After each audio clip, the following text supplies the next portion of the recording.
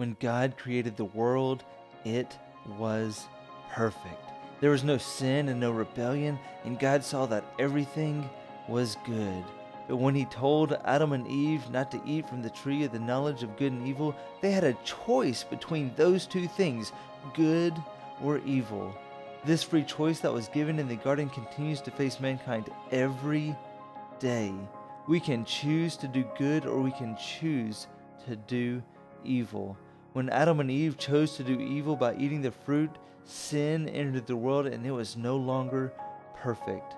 The world became filled with the evil that existed in the hearts of mankind, and many people continue to choose to do evil instead of good.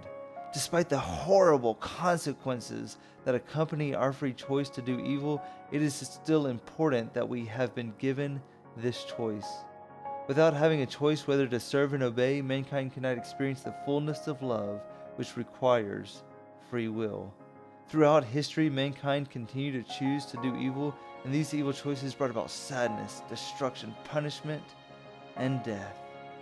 Even today, when we choose to sin and do evil, no matter how glamorous it may seem, we are driving a wedge between us and God and driving our hearts closer to the eternal death we deserve. With each bite from the forbidden fruit of sin, we create our own prison of evil and crowd our lives with a heavy burden that is brought about by our own selfishness and desire to conform to the world.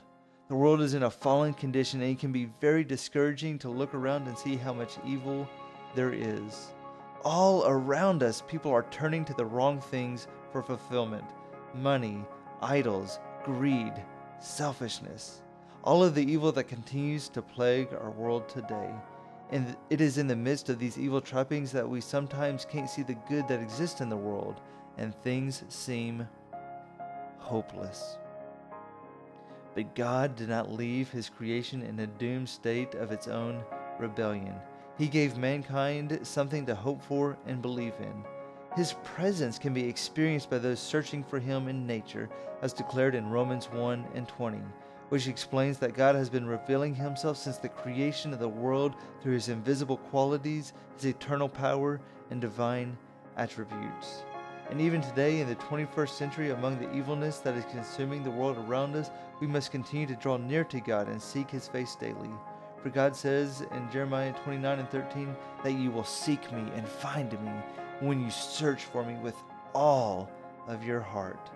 Sometimes we find that God even uses our weaknesses and our low points as a way to reveal Himself in a powerful way. The beautiful thing about seeking God is that when we find Him, He has made it possible for us to have a relationship with Him, and enabled a way to bring good to our evil lives. All of this was made possible when He sent His Son, Jesus, to the world to live a perfect life and to die on the cross to pay the price for our sins.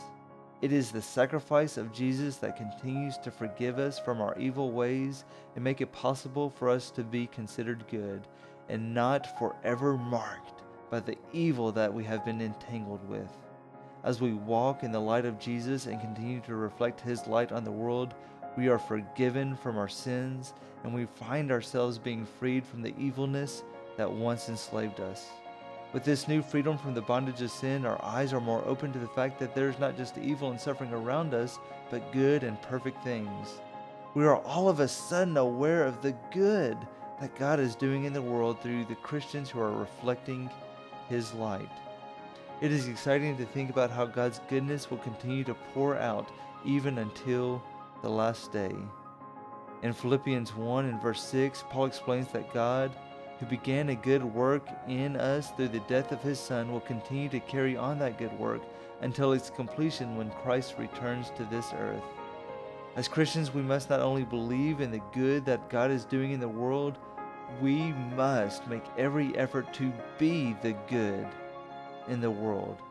As Christ's ambassadors here on this earth, we are His hands and feet, and the only light to the gospel that some people may ever see.